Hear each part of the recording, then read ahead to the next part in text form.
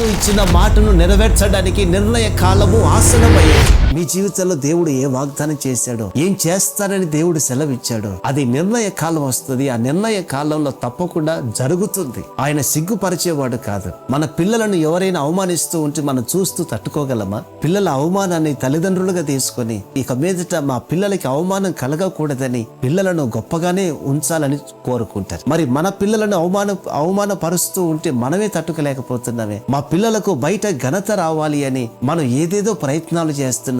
మరి దేవుని పిల్లలమైన మనం అవమానాల మధ్యలో 10 మంది అపహాస్యం చేస్తూ ఉన్నట్లయితే మన తండ్రి చూస్తూ మౌనంగా ఉంటాడు, తప్పకుండా కార్యం చేస్తాడు. యోసేపుని మనం జ్ఞాపకం చేసుకోవాలి. ఖచ్చితంగా దేవుడు ఒక కళ ఇచ్చాడు. అందరికంటే నిన్ను గొప్పగా నేను హెచ్చిస్తాను అన్నాడు. దేవుడు చూపించిన కళ వేరు, యోసేపు నడుస్తున్న మార్గాలు వేరు. నా ప్రభు నాతో ఉన్నాడు, నాకు చెప్పింది ఆయన తప్పకుండా చేస్తాడు. నా కళను దేవుడు నెరవేరుస్తాడు. చెరసాల్లోకి వెళ్ళాడు, జైల్లోకి వెళ్ళాడు, ఖైదీల మధ్యలో ఉన్నాడు.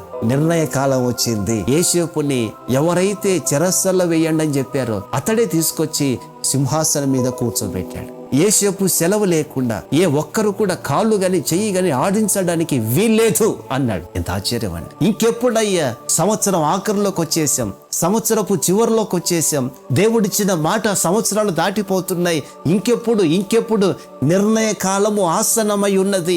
ఆయన ఇచ్చిన మాటను జ్ఞాపకం చేసుకొని ఆయన చేయడానికి సంసిద్ధంగా ఉన్నాడు. దిగులు పడకండి, కలవరపడకండి. ప్రభు మాట ఇచ్చాడంటే తప్పకుండా చేస్తాడు.